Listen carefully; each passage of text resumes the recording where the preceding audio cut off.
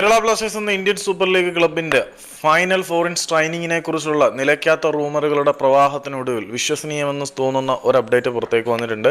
സംഗതി ഏതാണ്ട് കൺഫേം ആണ് എന്നാണ് പുറത്തേക്ക് വരുന്ന പല റിപ്പോർട്ടുകളും സൂചിപ്പിക്കുന്നതും പലരും ക്ലെയിം ചെയ്യുന്നതും. 90 സ്റ്റോപ്പേജ് എക്സ്ക്ലൂസീവ് റിപ്പോർട്ട് എന്ന് പറയുന്നത്, ഒരാൾ എക്സ്ക്ലൂസിവിറ്റി അവകാശപ്പെടുമ്പം അതിനകത്ത് അവർക്ക് ക്രെഡിബിൾ ആയിട്ടുള്ള എന്തെങ്കിലും സാധനം ഉള്ളത് കൊണ്ട് തന്നെ നമുക്കതിനെ ഒരു റിലയബിൾ സോഴ്സായിട്ട് വേണമെങ്കിൽ കണക്കാക്കാം. എക്സ്ക്ലൂസീവ് എന്ന ടൈം ഉപയോഗിച്ചുകൊണ്ട് തന്നെ അവരതിൻ്റെ പൂർണ്ണ ഉത്തരവാദിത്തം ഏറ്റെടുക്കുന്നുണ്ട്. പിന്നെ സില്ലീസും ഇത് റിപ്പോർട്ട് ചെയ്തിട്ടുണ്ട്.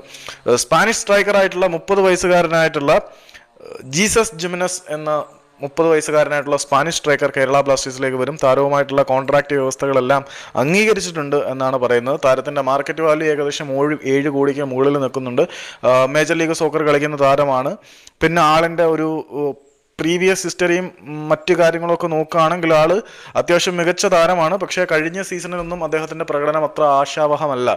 അവസാനം കളിച്ച 22 മത്സരങ്ങളിൽ നിന്നും അദ്ദേഹത്തിന് ഗോളുകളൊന്നും നേടാൻ കഴിഞ്ഞിട്ടില്ല എന്നുള്ള പ്രതീക്ഷ കെടുത്തുന്ന സ്റ്റാറ്റ് അവിടെ നിൽക്കുന്ന സാഹചര്യത്തിൽ തന്നെ കേരള ബ്ലാസ്റ്റേഴ്സിലേക്ക് വരുന്ന സമയത്ത് ആൽവരോ വാസ്കസും മോശം ഫോമിൽ തന്നെയായിരുന്നു. പിന്നെ ഇദ്ദേഹം ഇഞ്ചുറി പോൺ പ്ലെയർ ആണ് എന്ന തരത്തിലൊരു ഇഞ്ചുറി പോൺ അല്ല, അദ്ദേഹത്തിനെ കരിയറിൽ പരിക്ക് വല്ലാതെ തളർത്തിയിട്ടുണ്ട് എന്ന തരത്തിലുള്ള റിപ്പോർട്ടുണ്ട്. ദിമിത്രിയോസ് ഡീമന്റോസിനെ കുറിച്ചും നമ്മൾ സമാനമായിട്ടുള്ള ആക്ഷേപങ്ങൾ നേരിട്ടതാണ്. അപ്പം ഞാൻ പറഞ്ഞിരിക്കുന്ന നെഗറ്റീവ് എലമെൻസിലെല്ലാം ഞാൻ അവിടെ ഉറച്ചു തന്നെ നിൽക്കുകയാണ്.